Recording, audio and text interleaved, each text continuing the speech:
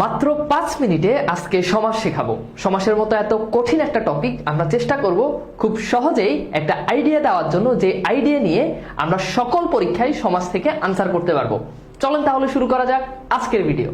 তো এখানে আমরা সমাসের খুব সহজ কিছু কৌশল লিখে দিয়েছি, যেই কৌশলগুলো জানা থাকলে সমাস আমাদের কাছে অনেকটাই ইজি হয়ে যাবে।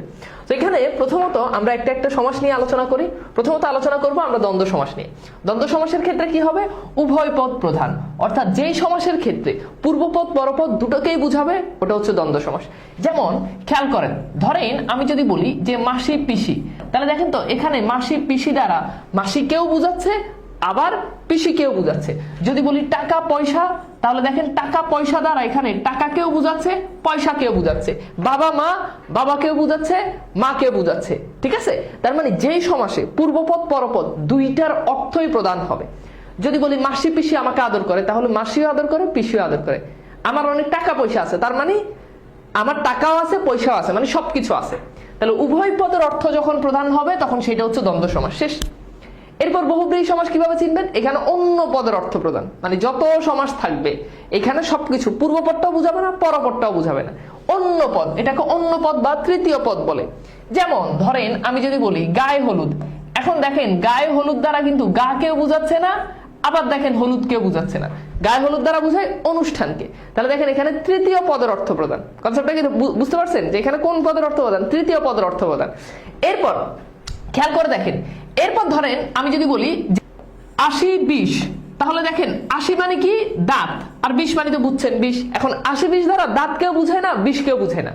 80-20 দ্বারা বুঝায় কাকে? সাপকে। তাহলে দেখেন মানে সাতের দাঁতে কি থাকে? 20 থাকে। তাহলে যেই সমাসে পূর্বপদ পরপদ কোনোটারই অর্থ প্রদান হয় না, নতুন অর্থ তৈরি হয়, ওইটা কোন সমাস? ওইটা হচ্ছে বহুব্রীহি সমাস। এরপর আসুন অব্যয়ীভাব সমাস।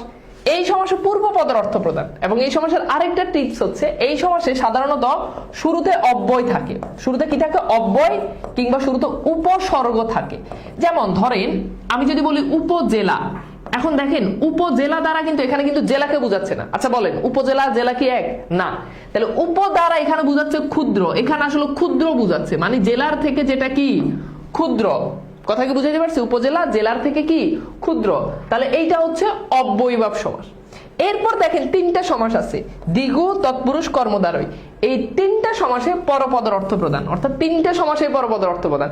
এখন কিভাবে বুঝবো কোনটা কোন সমাস? কারণ তিনটাতে পরপদের অর্থ প্রদান। এবার দেখেন দ্বিগু সমাস শুরুতে সংখ্যা থাকবে, তাহলে শুরুতে সংখ্যা থেকে পরপদের অর্থ প্রদান যদি প্রদান হয়, পরপদ যদি প্রদান হয়। যেমন দেখেন চৌরাস্তা, শুরুতে সংখ্যা আছে, ফাইন। এখন চৌরাস্তা দ্বারা কিন্তু চারকে বুঝাচ্ছে না, বুঝাচ্ছে কি?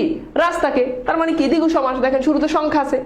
এরপর দেখেন এখানে হচ্ছে বিভক্তির সাথে সম্পর্কিত যেটা, এটা হচ্ছে তৎপুরুষ সমাস। যেমন দেখেন বই পড়া, এখন এটার ব্যাস বাক্য কি? বই পড়া মানে কি? বইকে পড়া। বিলাত ফেরত, বিলাত থেকে ফেরত, এই যে থেকে পঞ্চমী বিভক্তি। বই পড়া, বইকে পড়া দ্বিতীয় বিভক্তি। কথা বুঝতে পারছেন? যেটা বিভক্তির সাথে সম্পর্কিত। রাজার ছেলে, দেখেন এই যে কি আছে? র বিভক্তি আছে, তার মানে এটা তৎপুরুষ সমাস। কথা কি বুঝাতে পারছি? তার মানে এগুলো বিভক্তির সাথে সম্পর্কিত হয়। এরপর হচ্ছে কর্মদ্বারয় সমাস। এটা কিভাবে বুঝবেন? এটার জন্য কিন্তু কোনো টেকনিক নাই। তার মানে বুঝতে পারছেন, যদি দেখেন পরপদের অর্থ প্রদান, যদি সংখ্যা আছে তাহলে দ্বিগু সমাস, যদি দেখেন বিভক্তির সাথে সম্পর্কিত তৎপুরুষ সমাস, যদি দেখেন সংখ্যাও নাই বিভক্তির সাথে সম্পর্কিত না, তাহলে সেটা হচ্ছে কর্মদ্বারয় সমাস। যেমন ধরেন আমি যদি বলি চাঁদ মুখ, এখন দেখেন তো চাঁদ মুখ, এখানে কি বলেন? সংখ্যার সাথে মানে বিভক্তির সাথে সম্পর্ক আছে?